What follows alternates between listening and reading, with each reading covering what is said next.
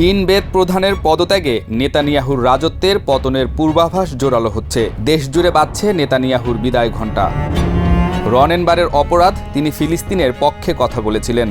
এছাড়াও প্রকাশ্যে পশ্চিম তীরে ইসরায়েলি চরমপন্থীদের সহিংসতার বিরোধিতা করেছিলেন এবং 22 আগস্ট 2024 সালে জিদ গ্রামে হামলার ঘটনাকে তিনি ইহুদি সন্ত্রাসবাদ বলে অভিহিত করেন। রনেন বলেন, সংখ্যালঘু ফিলিস্তিনিদের দমন করার এই হিংস্র প্রচেষ্টা ইসরায়েলের নিরাপত্তা ও আন্তর্জাতিক সম্পর্কের জন্য অবর্ণনীয় ক্ষতি ডেকে আনছে। সেই থেকে তাকে পদচ্যুত করার ফন্দি আঁটতে শুরু করেছিলেন নেতানিয়াহু। কিন্তু ইসরায়েলের রাজনৈতিক বিশ্লেষকদের অনেকেই মনে করেন, রনেনকে সরিয়ে নিজের নিশ্চিত পরাজয়ের দিকেই এগোচ্ছেন এই ফ্যাসিস্ট প্রধানমন্ত্রী।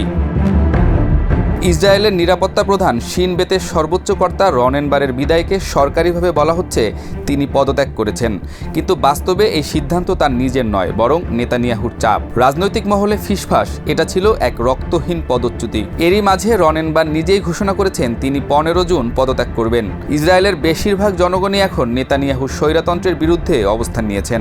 এক রনেনবারই নেতানিয়াহুর সিংহাসনকে উপড়ে ফেলতে পারেন বলে ধারণা করছেন সাধারণ ইসরায়েলি জনগণ। রনেনবার যখন বিদায়ের ঘোষণা দিলেন, তখনই তেল আবিবের রাস্তায় নেমে এলো হাজার হাজার মানুষ। প্ল্যাকার্ডে কেউ কেউ লিখেছিল, ইসরায়েলের সবচেয়ে বড় হুমকি নেতানিয়াহু নিজেই। কেউ আবার সরাসরি দাবি তুলল, শিন বেতকে রাজনৈতিক অস্ত্র বানানোর ষড়যন্ত্র চলছে। রাজধানীর হাবিমা স্কোয়ারে জ্বলছে এক অঘোষিত গণবিদ্রোহের আগুন।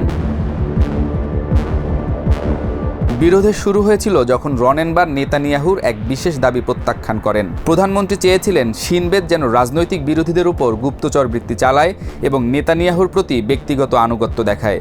কিন্তু রনেন স্পষ্ট করে জানিয়ে দেন, শিন বেত দেশের সুরক্ষায় কাজ করে, ব্যক্তির নয়।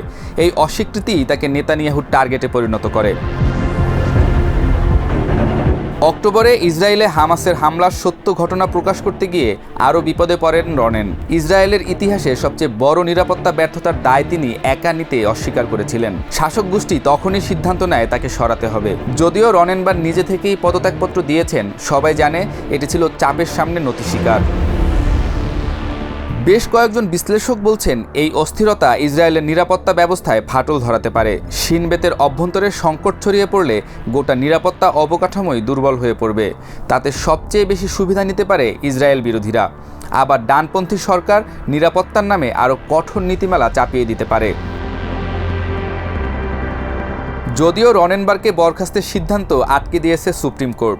আদালতের এই পদক্ষেপ নেতানিয়াহুর জন্য আরেকটি অস্বস্তিকর বার্তা যে নিরাপত্তা সংস্থা নিয়ন্ত্রণের খেলায় তিনি একাই নন, আর রাষ্ট্রীয় প্রতিষ্ঠানগুলো এত সহজে তার কথা মতো নাচবে না। সব মিলিয়ে রনেনবারের বিদায় যেন গোলা সুতোর মতো, যার এক প্রান্তে আগুন, অন্য প্রান্তে বিস্ফোরণের সম্ভাবনা নিয়ে দাঁড়িয়ে আছেন নেতানিয়াহু।